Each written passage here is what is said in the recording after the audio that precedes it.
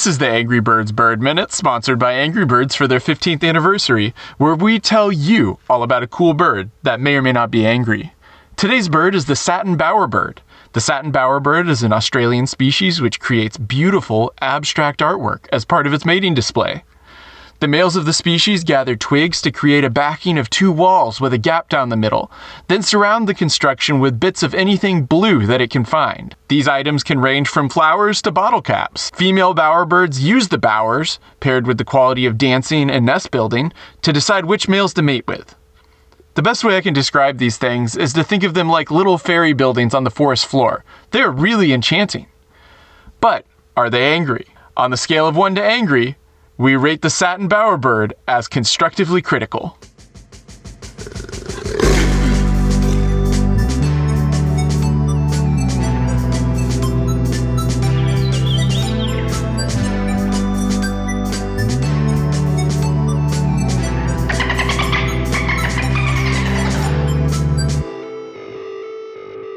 This is Wild Green Streams. I'm Rhett. I'm Brian. And our guest today is Zach Weinersmith, the creator of SMBC Comics and, among other things, co-author of the book, A City on Mars. Zach, welcome to the pod. Thanks for having me. So tell us about your comics. Well, I've been doing the same webcomic for like 20-something years now. I've become like a kind of artifact at this point. But I guess what I usually say is they're kind of about everything. They're fairly dorky. Science and philosophy and math and dirty jokes. I like to do the high and the low, maybe at the same time if possible. Yeah, I don't know if there's more to say. That's all I got. I kind of see them everywhere on the internet. I think it's kind of like one of those things that you might not necessarily know about, but once you've seen it once, you see it everywhere. I've had a weird thing where for like decades, and I barely do it now. I didn't even watermark my comics because I had a weird hang up about it. And there's been this weird result, which is like I have like a large audience that doesn't know who I am. Yeah. Like I've had this over and over where someone will be like, I've never heard of this, and they'll be like, of course I've seen these. And it's like, oh, I should have recognized the like branded future of the internet and cashed in a little harder. I don't know. I think it's kind of like XKCD in that your style is really distinctive from everyone else, so it comes through. Like people might not know where it came from exactly, but they know about it. Like they know it's from one place. Are any of your more out there comics soft launches on ideas that you actually believe? Soft launch, like when I post like characters talking about something, do I usually believe it or not? Maybe not usually, but has there ever been one where you're like, I have this idea and I want to see what people think about it, so I'm going to put it in third person in this comic? I don't want to commit to this yet, but I mean, there's a kind of fine line between like having an idea and talking it out in your head. And so sometimes I just like comic as a sort of recording the dialogue of thinking about a question. I did once. Once or twice I've posted an idea for a kind of like game. And I came up with this game I called Kriegspiel Tic-Tac-Toe. And it's sort of like when you come up with it like a variant on Tic-Tac-Toe, almost certainly someone's either thought of it or it's just stupid. There's an obvious dominant strategy. And I had been reading about this game Kriegspiel, which maybe you've heard of, but like it is like the sort of proto version of like mega war games, and people used to play it. It was actually like, it's been argued that it had effects on like World War I. All these, Germans were playing Kriegspiel and like assessing strategic things. And part of the idea of at least some versions of this game was that you couldn't see what was on the board. So there'd be like a third figure that knew what was on the board. And then, I mean, this isn't that foreign now that everybody plays D&D or whatever and video games, but like back then that was like kind of wild. So I came with this variant of tic-tac-toe called Kriegspiel Tic-Tac-Toe, where your opponent, I think it was, can't tell what strategy can't tell whether you're trying to win, lose, or draw. And so there's like an invisible strategy, which is almost kind of funny. The idea that like, what if you're both trying to lose, but you maybe think the other person is trying to win? It's hard to tell. And I actually had some math people go through it, which was like very gratifying. And it was one of these where like I could tell it must be interesting because there was disagreement about how to interpret how to win. I think there was ultimately a less bad strategy, but that was fun. I forgot about this. I did a comic about finding Waldo in the digits of pi, which, like for the less mathy is just like there are all sorts of ways to do this, but the obvious one is you get a binary readout on pi, and then you put it in some picture of a certain width, and then logic given that pi is infinite, and I think thought to be random and normal, you should expect Waldo to show up.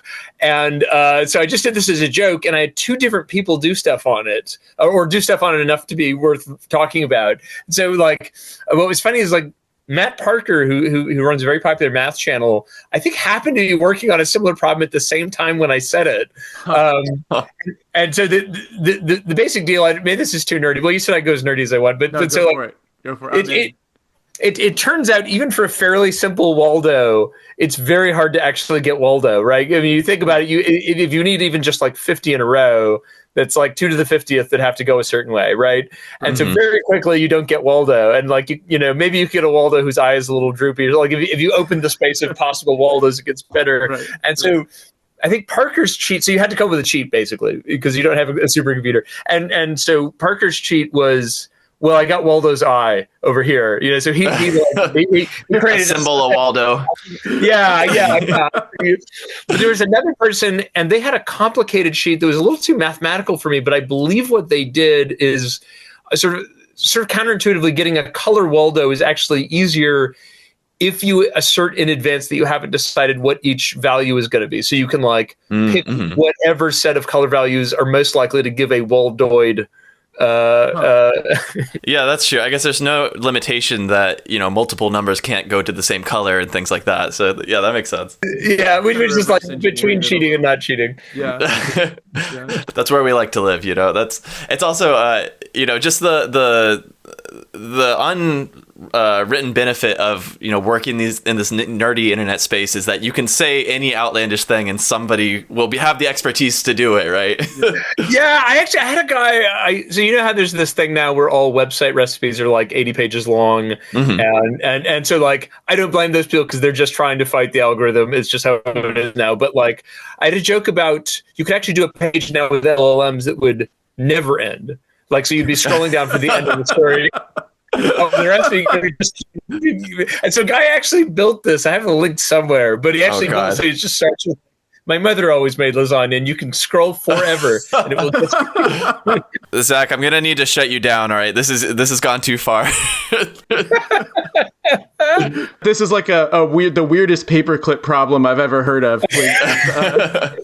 Is they made this infinite cooking recipe page, so now we're going to use all the energy to. If enough people scroll down on it, it will happen. Yes, that's true. Yeah. Keep scrolling. Yeah, for the sequel, yeah, you should make it. Just go ahead and hang a lampshade on it. Just a description of paper clips. What is the Festival of Bad Ad Hoc Hypotheses? Oh my gosh! Well, it's a show.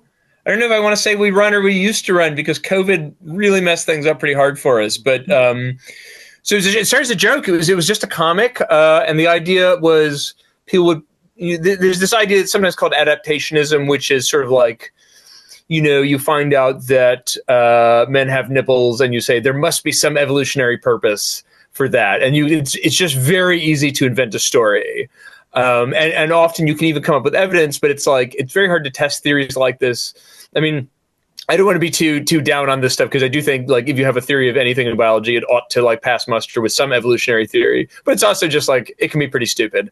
And so I did this comic as a joke. Why don't we have a game where people try to present the best of these? And I had a friend at MIT, or I think recently graduated at MIT, and she set us up with a local undergrad club, and they got us a room for 500 people, and there's a lot of twists and turns, but basically we just sold out these huge shows year after year after year for this stupid idea, which is funny too, because it's not, what was really gratifying is it wasn't because of me, the comic strip guy, because when I would show up at MIT and say anyone want to see me, maybe 100 people would come, but for this show we could get 1,000 people, we could fill an auditorium. And it was all amateur speakers that we had trained. And it was just really cool. And so we did this at MIT. We did it at Imperial London. It was a yearly show. And then I think it was we had this really crazy thing happen, which was the last show at MIT was in 2019. And our our winner gave a big speech predicting that a pandemic was about to come. That can't be your last one. Oh man. Yeah, it was crazy. I mean, it was a joke talk, but it was like that was the theme. And Sure. Yeah, you're definitely not in the deep state. I understand. No, it was a really good talk. It was by a guy named Michael Anderson who's won twice, but the theme was like that you could correlate the it was correlate the rise of plague in Europe with the arrival of the bagpipe. The idea being that it drove away predator animals with its noxious sound. But it was great. It was like 10 minutes of this very rich, like bad data he had found. Somehow gotten like every image from a medieval manuscript with a picture of an upset animal, and like that's very popular in our group, by the way. Oh, is it? Yeah. So those pictures are incredibly popular in the group this year. Yeah. So it must have been February of 2020. So COVID's already on, but it's in that like liminal period where it's not clear. Is this going to be like bird flu where it's like scary, but it goes away, or is like something really bad happening? And we had a show, I think, scheduled for March in London. And so it's like an interesting artifact in my email box. We were doing it with the Ig Nobels, with Mark Abrahams at the Ig Nobels. We were doing like this doubleheader. We'd sold a bunch of tickets, and we're kind of debating like, can we still do a show? Because it wasn't clear yet. The like lockdowns hadn't happened, like it hadn't really ramped up yet. We were kind of having this debate, which is like, maybe people need to laugh right now, so it's better to do a show, or maybe we just need to call this out or something. And then at some point, it just becomes utterly clear. There's no circumstance in which it is either ethical and then legal to put 700 people in a lecture room for a stupid joke talk. And so. Anyone who ran shows at this time went through this like terrible period where you're like, well, we can do it virtual, but everyone knows virtual sucks, right? It sucks. Virtual shows suck. They like live shows are not like podcasts, right? Podcasts, you want to listen and relax for 3 hours, right? A live show has like an energy that you just can't do over the we were able to edit shows and they're amusing, but it's just not the same as being there. The thing is, and so we had our own lives, and so we just shelved it. And we've done one more show since, like a year ago, and it was fine. But man, it was like, I mean, like we had a great show, and like we filled the auditorium, but it was like pulling teeth to sell tickets when it had gotten easy before COVID. And I think my sense was essentially like, partially there, I think there's just a subset of people who are never going to do live shows again, or highly reluctant, but also just we'd built up this community that everyone like who used to go to shows had like graduated, they were all gone. And so we're kind of like, we keep getting asked about it. I think we will bring it back, but it's been like, sorry, I'm ending this on like a down note because of like worldwide pandemic, but it's what happened. Yeah. No, that's really interesting. I feel like everyone has some parallel experience to that in a way. Like I was out, I make wildlife documentaries too, and I was out on a film shoot that was partly in this city that, on the depressing note, is getting it's sinking because of sea level rise. But so I was interviewing the people in this city about the city is still there, but I was interviewing the people in this city about what they thought about sea level rise. And then I went out into the bush outside of the city for a couple days. This was in March 2020, just to see, to film some stuff in nature that was happening. There's some interesting things happening with the trees around it and blah, blah, blah. When we left, there were people out in the street everywhere. We came back 2 days later, and it was like I literally saw, it wasn't a real tumbleweed. It was a piece of garbage, but it just rolled across the street. And we had not been in contact with the outside world because there's no cell reception where we were. So we got back and we're like, what happened? And like we go to like someone's door who was supposed to do an interview with us, and just to confirm that she was still going to do the interview, and she was inside. She opened the door like a crack and she said, "Get out," and then closed it. And I was like, this is the most insane thing. I mean, I looked it up on I turned my phone on and found out what was going on, but it was just completely insane. Oh my God. And the interviews we did before then, there's some like hints of it. Like the lady we were interviewing kept getting calls from people about an event she was planning and whether or not they should still do it, and stuff like this exact same thing you're talking about. Yeah. And in the middle of the interview, she'd answer the phone and be like, "We're still doing it," and hang up. But that event did not happen. Right. No, obviously. Yeah. But that was a wild time. It's interesting you mentioned, you talk about it though, like you had this, the culture that you'd built up around this, right? And there's something about, I don't know, it's almost like people talk about consciousness, that, oh, is consciousness a real thing, or is it the pattern that continues, right? There's a similar kind of conversation to be had about the culture, right? If you interrupt it, it's kind of like, it was the dominoes falling, and if you take one domino out, suddenly it's like, oh, how do we get them falling again, right? It's been totally. I actually have like data. I have like we had a graph of like every year we'd done the show, and each year it got faster selling out tickets because it become like a local tradition, and then it just 4 years went by. It was like 4 years in which live entertainment died. I mean, I think my sense is it's mostly back now. I know like a couple people who work in it, and they're telling me it's like mostly back, but like. I don't even know. Like, I know a guy who runs a bar in New York, and I just can't imagine how stressful that was. Like, what a nightmare. Yeah.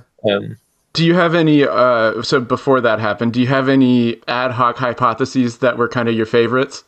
Oh, I'd hate to pick. God, we had so many good ones. I'm trying to think of like there's one, and I actually don't even think this one was the winner that year because it was such a strong year, but there's this one woman who had this theory. So there's a term for this, but essentially when one person yawns, everybody yawns, and it's not really clear why. And so her theory was that it was an evolved. She had some fancy way of saying it, but an evolved way to eat insects.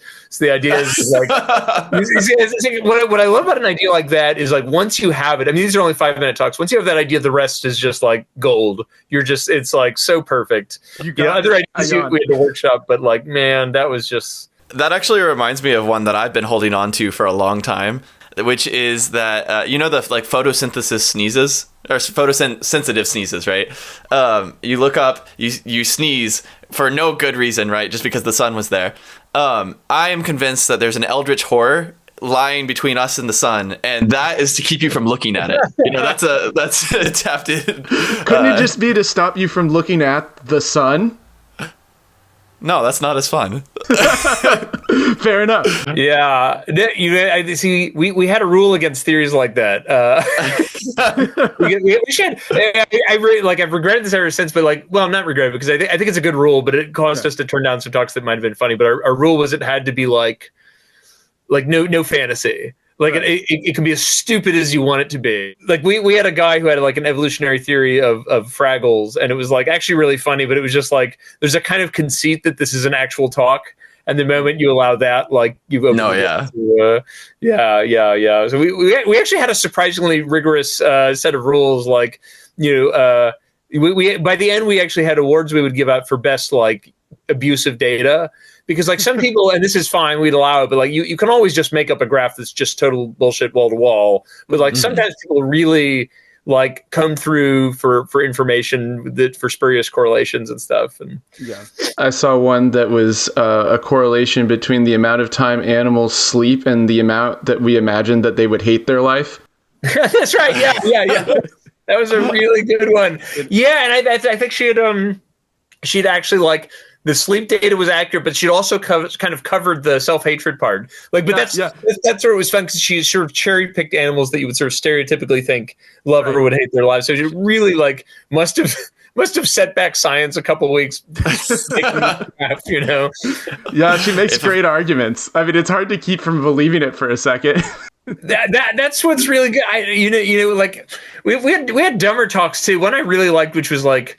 The more stupid talks tended to not win, but we had one guy who was arguing that like the torso evolved to look like a face in order to scare predators, and he had these whole like diagrams. It was really funny. We had this other guy. So we originally it was only evolution. Then at one point we did like separate, like we started one where it was all technology, and then we kind of realized the audience didn't really care. They just wanted fun science talks or fake science, and so we just opened it up like any kind of theory or proposal, and. We had a guy who like suggested that you could sort of tune the climate by like pitting global warming against nuclear winter. And there's this great graph that came like, it doesn't have to be nuclear winter. It could be like nuclear autumn. And then you could actually sort of select which sort of apocalypse like situation you want. I don't know. It was the thing I love most about this show though. Like we had like we really went for like genuinely funny comedy. Not, you know how it is, like you go to a seminar and there's like the funny guy, but he's only funny in this context where we've all lowered our standards like below the base. So we really tried for actual funny. The idea was like in some parallel universe where people think it's funny to have a differential equation that doesn't mean anything or whatever. This would be really top quality humor. And it really, we drew people like from all over the place, and then everyone would kind of go out to the bars, and it would literally be like 1,000 people sometimes. And like, so it was just like an entire night of like stupid fun. It was just fantastic. So like I said, we're trying to figure out how to put it all back together, but I don't know. I worry with some stuff. It's like once it gets stomped, it's very hard to sort of regrow it naturally, like we did in the first 7 years or whatever. Yeah, I'd go to it. I think it sounds really fun. But if it was in my part of the world, I would go to it. Completely other topic. I've been enjoying the book that you and your wife wrote called A City on Mars. Yeah. So A City on Mars is a kind of a weird book. So it's a book about space settlement. My experiences is often when you say that, people are instantly turned off because it's like, why are we talking about space settlement? Talk about something that matters. So this is actually a book that's sort of trying to be the good book on space settlement, by which I mean it's much more realistic than most of the books you can buy, which are generally written by advocacy people or groups. So it goes into a lot of the ways in which it's unfeasible or maybe dangerous. We also spend a lot of time on stuff that's just completely left out of these books. So, you know, one thing we lament is there are big books that are widely read on this topic that leave out the fact that there's international law for space settlement. Like it's like there are rules. That little thing. Yeah. Well, yeah. You know, and you know, you could argue about how strong the international law is and this and that, but it does exist and it does seem to constrain behavior on Earth. And we go into like some, you know, we try to cover as many bases as we can. So there's like all the biology, medicine, physiology. There's psychology, which is very difficult to track down. You know, how you would actually build the stuff. But there's also like, what is the law? There's some, you know, sociology that's, we try to keep very non-hand wavy. We try to stick to like what we can say reasonably. There's some economics and theory of war type stuff. And all of it, and this is my big selling point for nerds, is like when we want to talk about theory of war, we didn't like talk to our friends or like space settlement guys with theories of war. We actually read war theory and tried to sort of snap it to the relevant space settlement research. So it's like a 400-page book. It's everything you need to know about the topic, maybe more than you need. Also, there's jokes. And we have little bonus sections of stuff that was absolutely irrelevant, but we wanted to keep. So there's actually a section on whether it's like legal to eat people in space. And it's actually, it's a fairly rich picture. I actually got to give a lecture on it to a Caltech astronomy club. I think I was at least got the most laughs at the night. I don't know if I was the best talk. Well, I am going to need a verdict on that. My plans are going to change accordingly. On whether you can eat people? Yeah, in space, yeah. In space. Specifically, I would never. Here. The problem is it's actually a rather rich picture. I'm happy to go all in on this conversation. I mean, so first of all, like physically you can. I mean, you could kill them. It's actually apparently fairly hard to kill people in space. Yeah, I was going to say you're overestimating my abilities here. Well, you know, it's funny. So NASA is actually very like cognizant of like not having too much pointy stuff in space. There's actually like they have a huge document called the Human Integration Design Handbook. It's like 1,300 pages of like obscene detail on everything. And I believe that's the doc that says like no pointy corners. Like so like if you want to stab your friend, it's actually hard. We found a guy who was like, in case you do have to do cannibalism, you probably want to 3D print the like the butchering implements. So actually doing it is you know not going to be easy. Mind you, another issue, and maybe this is too gruesome, so you can edit it if you need to. Sure. But like blood doesn't like behave in space like it does on Earth, right? So if it gets loose, it just floats. It becomes like a sphere that just floats around it's like another Eldritch horror problem. It's just like spheres of blood moving around. There's actually a story from Mir, which was the last big Soviet-Russian space station, where like some coolant fluid leaked, and it was literally just like this green orb floating around. And you try to think like, how do I get rid of the green orb? Because if you're like on Earth, the green orb just falls and you get a mop. But in space, you're like, what do I actually do? I can't I can hold the orb and kind of manipulate it, but like, what do you actually do to get rid of it? I don't know. I think they had to absorb it into something or something. But that makes me wonder if, you know, putting all of the appropriate skepticism in the book aside, if there were like like the Jeff Bezos style, or floating worlds out there. I wonder if eventually the stuff in it would evolve to be more like sea creatures. Just the image of fluids floating like that reminded me of like jellyfish and things like that. I'm like a real wet blanket on this sort of question. So you will regularly see. Depend long enough timescales maybe. Okay, give me 1 billion years, right? That's the minimum for this to happen. But yeah, but right. no, like so, not to get away from cannibalism, which I hope to return to. But like, often you'll see like a crappy documentary or something that maybe I shouldn't say crappy. You will see a documentary that maybe hasn't done the kind of research I would want to see done, where they'll say something like, on Mars we'll develop radiation-proof exoskeletons because radiation is bad. It's like, evolution only works if there's selection pressure. There's no selection pressure for that in the habitat, right? Yeah. There's also sexual selection. So like people will be like, we'll have like 5 hands because we're in, or 4 hands because we're in zero gravity. There has to be some point at which there's some lady who's like, 4 hands Bob is really doing it for me. We should have more babies than I would have with. I bet there would be some weird incentives around like differential gravity and stuff like that. But I mean, yes. It would take a lot longer than any space station could last for them to become relevant. I think, I just think there could be evolution. I think what you'd expect more is like, suppose, for example, so one thing that's little known about space stations is their atmosphere, like the breathing gas is very different from Earth. It's like extremely high CO2 because you can only scrub so much. And there's also there are like trace levels of like gases that you would normally not get at high concentration, because remember, everything that outgasses is in the system. So like you can imagine a world where like there's a 10% higher rate of spontaneous abortion for some reason having to do with that. And so then you would get genetic change, and that might have unpredictable effects. But so humans being humans, we tend to imagine like modules, like, oh, you would need a prehensile tail, you'll probably develop that. But the actual evolution would probably be like weirder and more unpredictable. Yeah, and maybe less entertaining or less cool. Much less cool. Yeah, that's like our oeuvre for this book, is everything is less cool. What an endorsement. You can read this and learn that everything is lame. That's actually what I'm enjoying in the book, is that it feels like, I'm sure it would be different even than imagined there when it really happened, but it's interesting to see someone, it's almost like you're the only people I've ever seen take it seriously.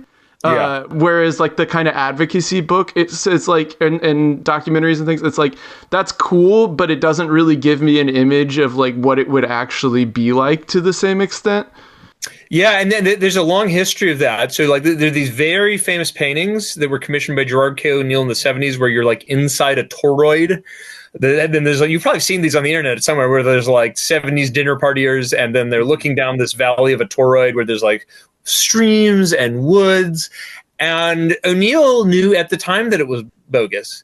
Yeah. He commissioned them to be kind of like cool looking and to inspire students and this and that, but they've sort of leaked, because the truth is, like, given the cost, you're living in barracks. You're certainly not having fallow fields, right? If anything, it's an intensive agricultural operation, and we have like evidence for that from closed loop ecosystems that you have to do that. Right. So it's not going to be this idyllic, beautiful. I mean, if you want to say 500 years in the future, so sometimes you have this with space nerds. You're like, this seems unlikely, and they're like, well, I'm talking about 10,000 in the future when we're all uploaded to the mega cloud. When science is magic, we can exactly. Right. Yeah. It's like, I can't argue. Yeah. What is a closed loop ecosystem? Oh, it's like the coolest thing in the universe. So closed loop ecosystem, the loop being closed. Well, let me back up. So a closed loop ecosystem really is the idea that you seal an ecosystem so that it's either cut off from the outside world or mostly cut off, and it keeps running successfully.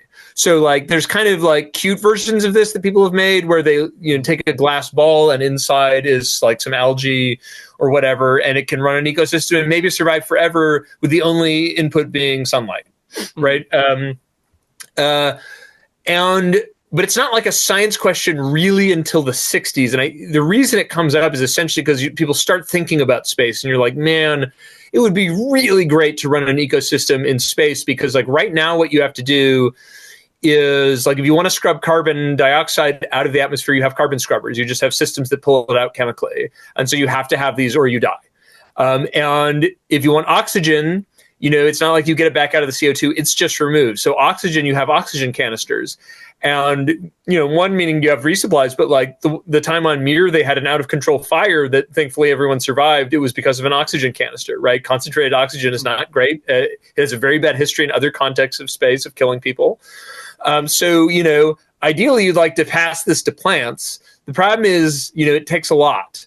And we don't have much of a science. But the first big attempt of it was in the Soviet Union in the 60s. It was a system called BIOS. And the idea was like, well, can you seal some dudes in a chamber and have a system that gets them their food and oxygen? And if you know like the history of space food, which maybe you don't, a lot of the early stuff is like insane.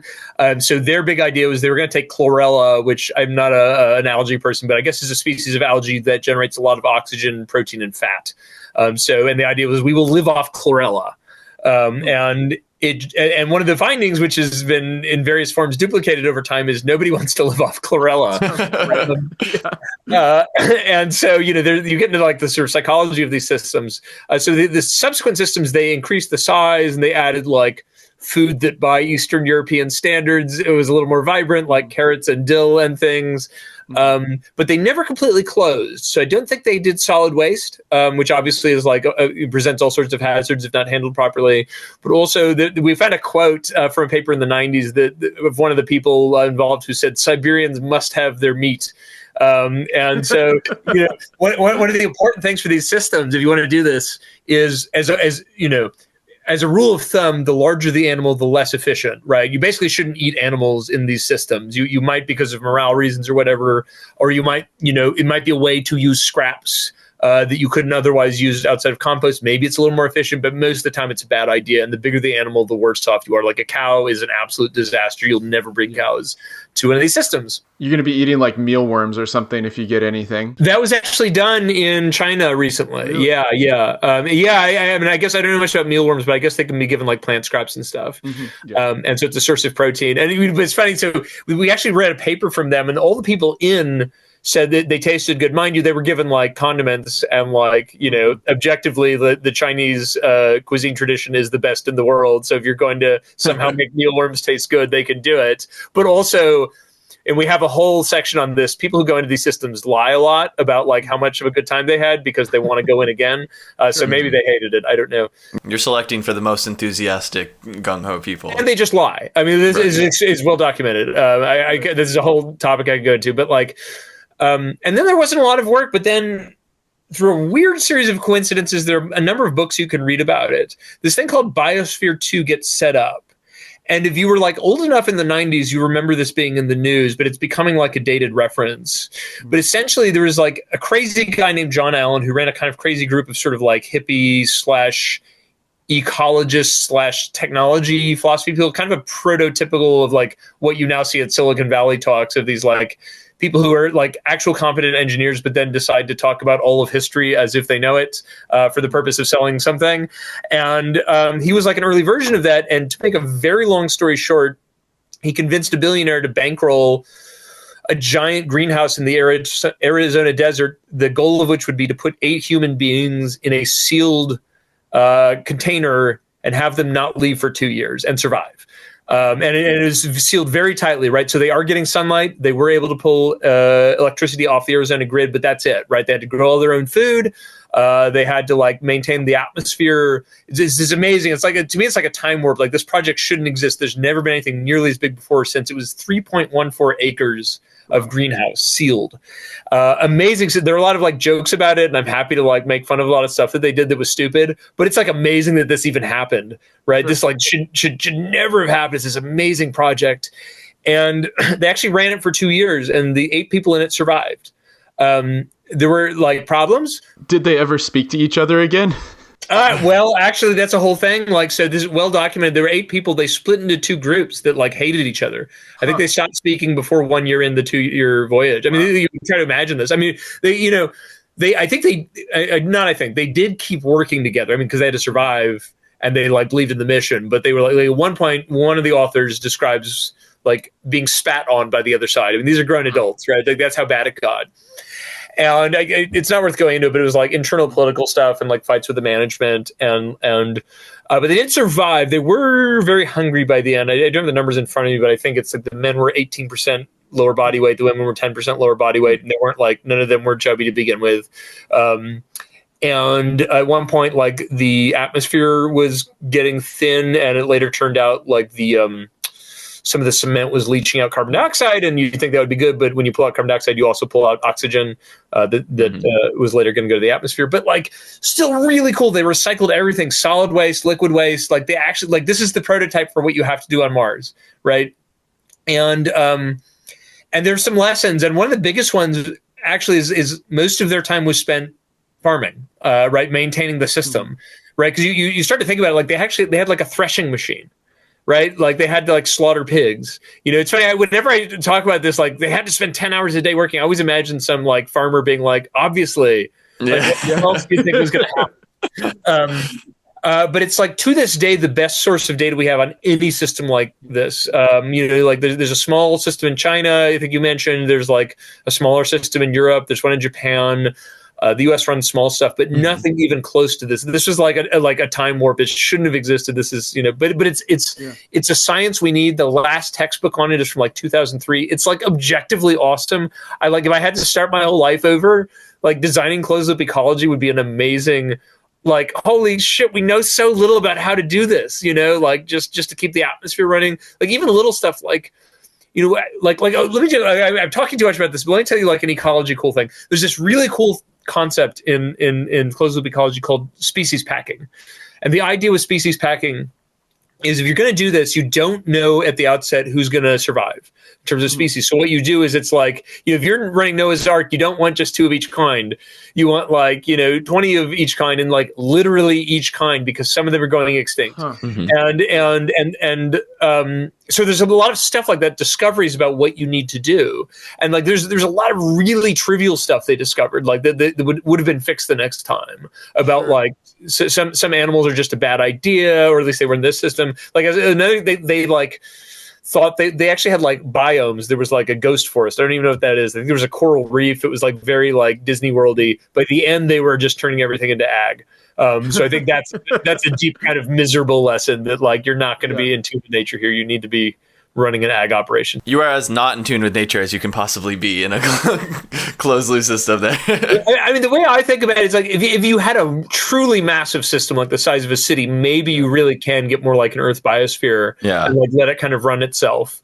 But it's a crazy amount of money, especially on Mars. But that is an interesting question, right? Is, you know, presumably eventually people make it to Mars, right? Let's just take that as for the sake of conversation.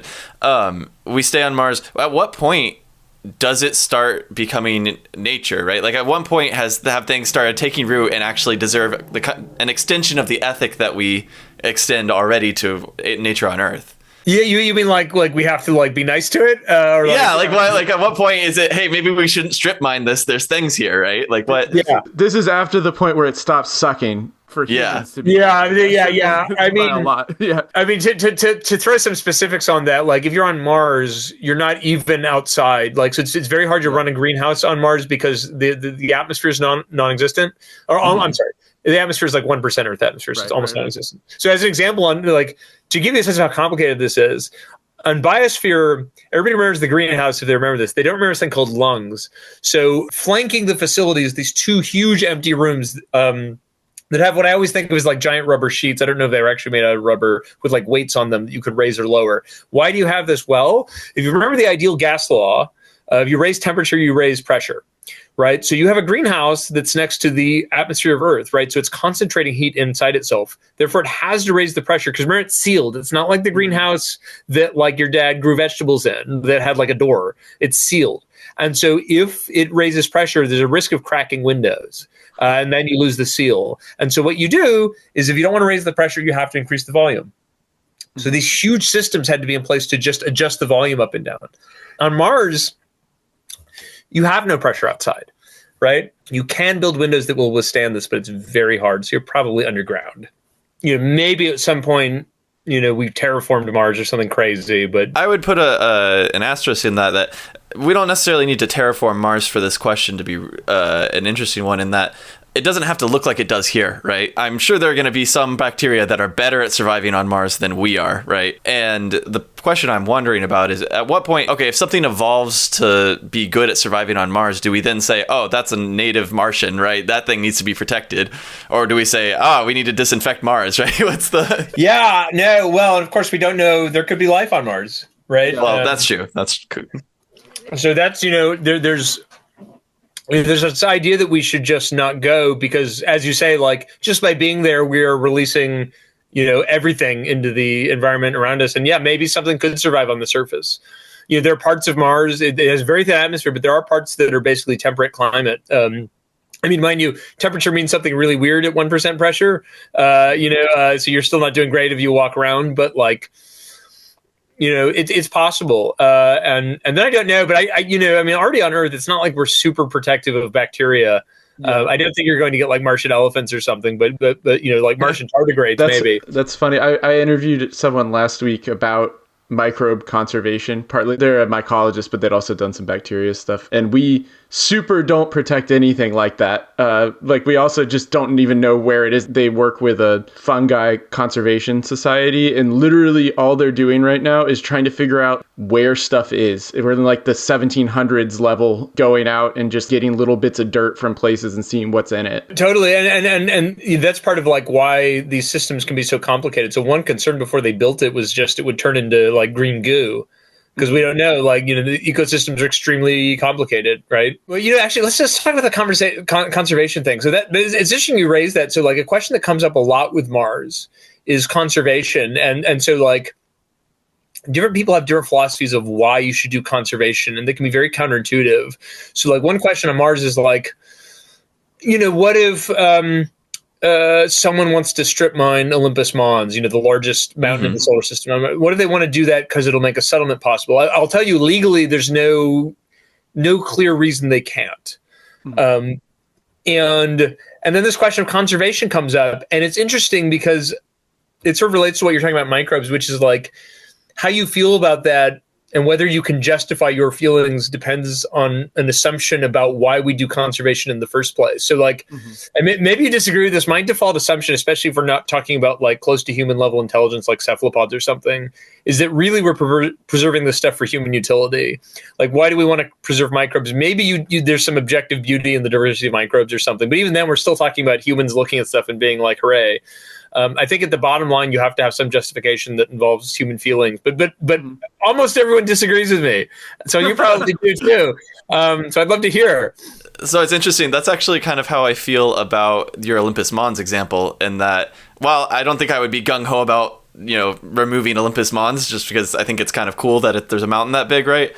In terms of like just raw landscapes with no life involved, I kind of come to a human utility argument for the reason why that some should be conserved, right? It's people have the right to go see cool things in the world. When you're talking about something a planet away that humans may or may not ever go to, right? Do they have the same ethic to them? I think in general, probably not for me. But as soon as you get to talking about life, I don't know. I think that changes the game, because there's something of this is a tough one, because it is kind of a where is the origin of value? Obviously, you can get into such a meta conversation about that you never get anywhere. So I think that at some point I just made the decision that life was the important thing, and so that's kind of where my bias is. Well, I wasn't even thinking of it at that level. The thing that's interesting to me is that, like, it's not even a question of life or not. Like, the reason we protected the Grand Canyon wasn't even because of anything that lived there.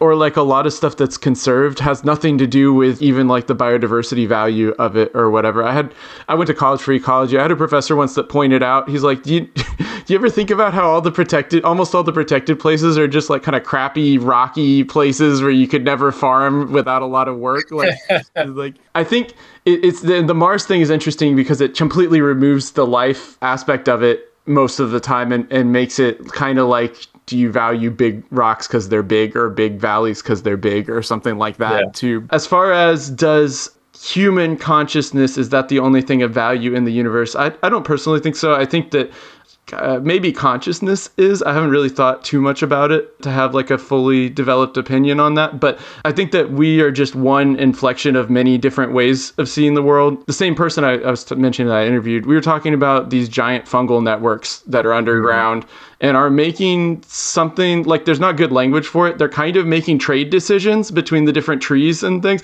Like there's some kind of, something is doing some kind of like thinking or computing or something there. Yeah. And it's much older than us, but it like has something that you could maybe describe as awareness but if you go past that point, you're just completely speculating at this point because we don't know anything about them. But it just seems to me like it's a little silly to limit it just to humans. But it's interesting to me that you say that everyone else disagrees with you, because I think in my mind, everyone else has a completely human-centric point of view on it.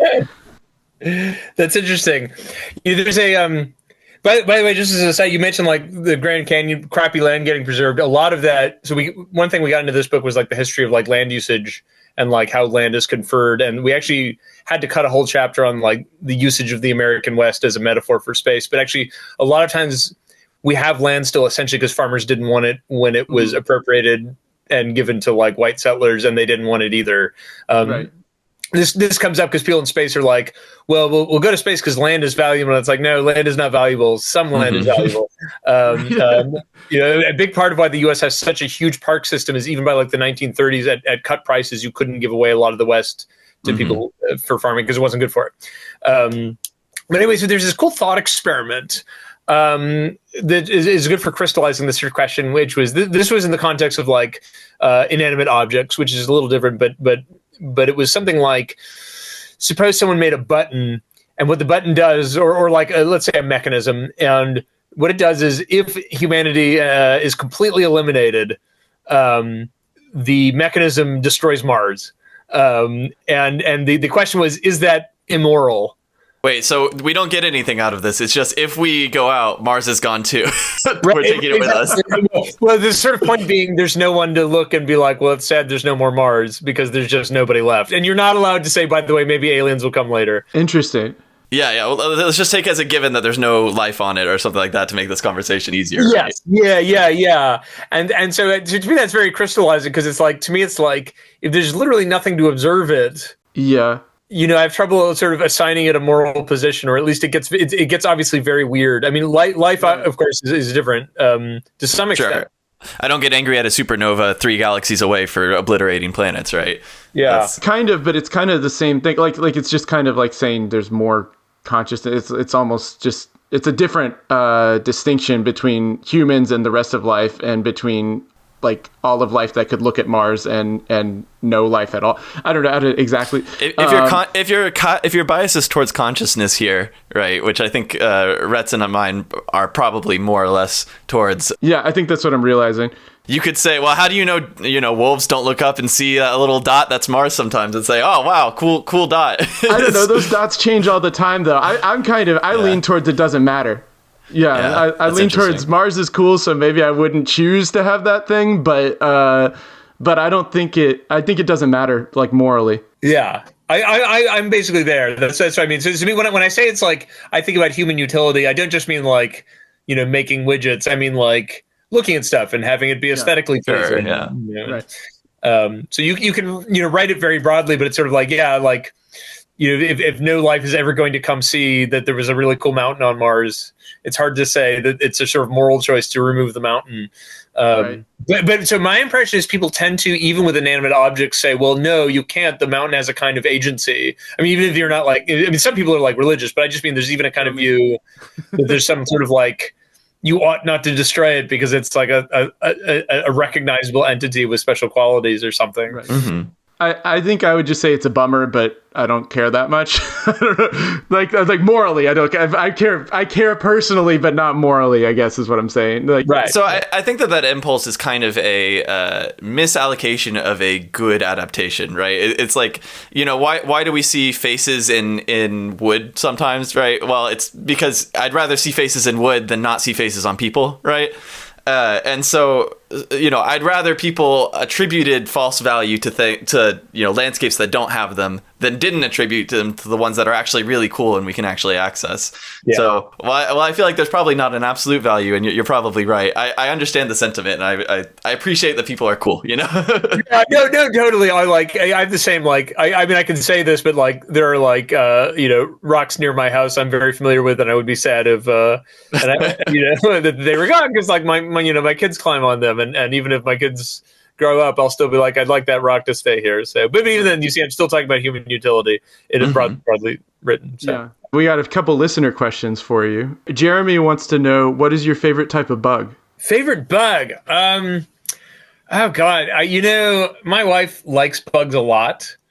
I'm a kind of an indoor learn about bugs person. Let me see. What am I? I mean, I like gardening. I'm a big fan of pollinators, but I don't know that I have a preference for one over another. Oh God, I'm gonna out myself as as not sufficiently outdoorsy. Well, really, you have to choose something that has no human utility. Like the pollinators here, to offset your earlier answers. That's no. Yeah, I should just say honeybees. I just bees that make food. Good for them. I mean, what a cool machine, right? Have you ever seen? So I grew up in Texas where we didn't have these. I live in Virginia. There's a bug called a Dobson fly, and it's like a giant, meaty, repulsive. It looks like a Muppet version of a bug, and I hate it. And they have yeah, totally. Do you know what I'm talking about? They have an earlier. These guys. Yeah. I hate them. They shouldn't be. There should be a size limit. They have this earlier stage it's called Hellgramite. It's got hell right in the name. I swear to God, I was walking. I had my son when he was little on my back, and I was walking through the woods, and I saw one of these, and it opened its hideous mandibles, and it was 10 feet tall, and the earth shook. And I ran. I hate these things. So it's whatever the opposite of that is. Yeah, an anti-Dobson fly, whatever, like a gentle little wispy moth or something. When we asked for these questions, we shared part of a comic that you had where a marine biologist screams existentially, and Summer, a wetlands ecologist in the group, just wants you to know that she does the same thing all the time. Oh, good. Oh, man. My wife, not as much since we have kids, but she used to do the nastiest field work. She was in salt marshes, which are what they sound like. And she one time took me out, and I was just like, no, this is not for people like me. I'm staying home. They're very sharp and pokey too. People don't realize that. They think of mud. It's very sharp.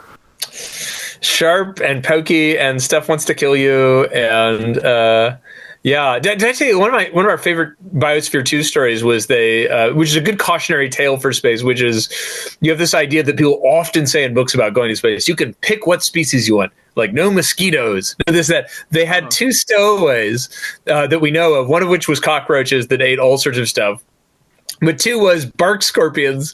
And we looked it up. We put this in the book because we looked up, and it was on the Arizona wildlife whatever page. Yeah. And there was a fun fact, which is I think it's bark scorpions are the only potentially fatal scorpion in the United States. They managed to bring them aboard. I love the hubris that we never learn, right? It's not, people didn't mean to bring rats around the world either, That's immediately what I thought of. Yeah, right. I got a lot of Pacific islands that have an argument against this. Yeah, exactly. Well, I would say probably an ecologist would not say that, but a lot of these books are written by people who are more engineering. Okay, and then Jeremy also asks, how do you think art affects science, and how has your art specifically affected science? Oh my God. It's better be some quantitative data. I want to see the graph.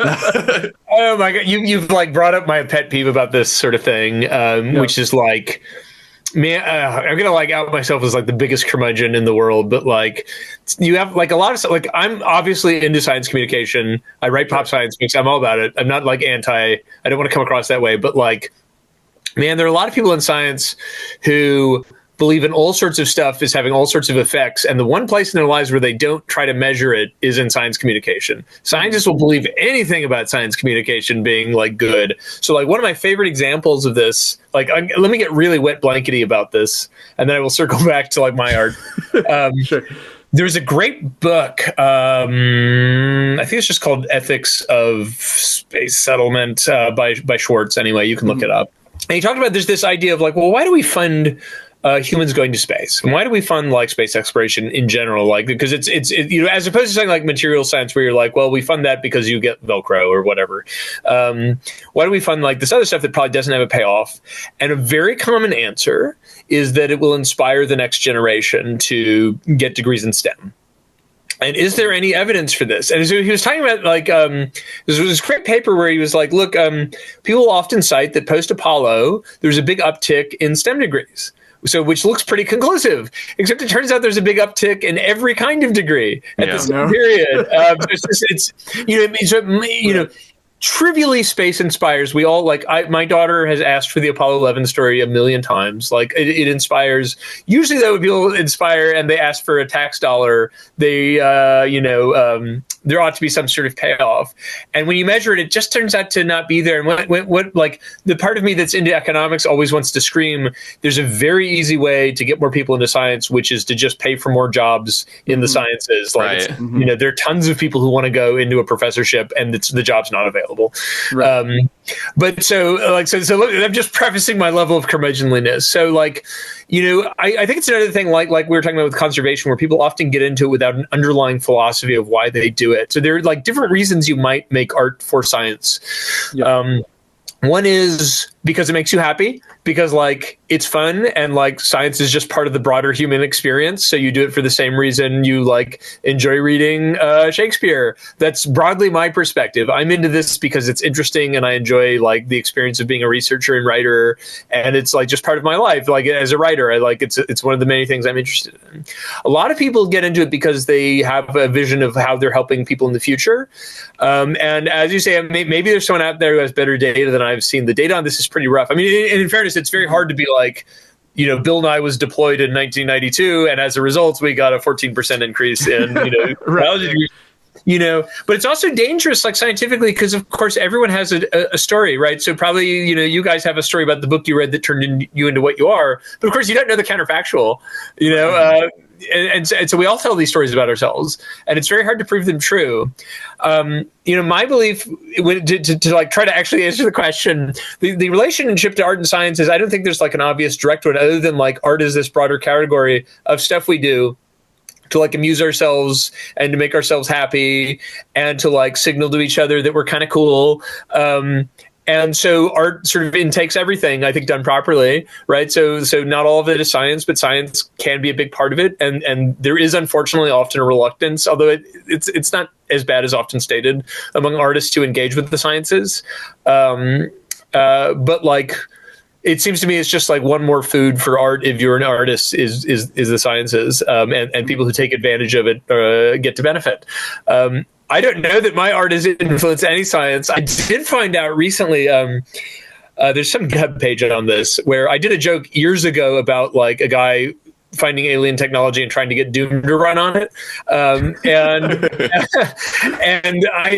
a guy at ESA, the European Space Agency, sent me, they actually, as a test, ran, like inspired by this comic, ran Doom on some satellite, some like microsatellite, just to see if they could do it. So I was like, oh, okay, I've had some effect somewhere, right? Yeah, if nothing else, that's a measurable one. The one piece of advice I try to give people about this is, I think it's a very dangerous thing to be like, my art is good because I brought some good science. Like, art is its own thing. Mm-hmm. You know, there's something we used to do with Bofest. We had to beat out of like perfectly competent scientists trying to tell jokes, is they would just info dump.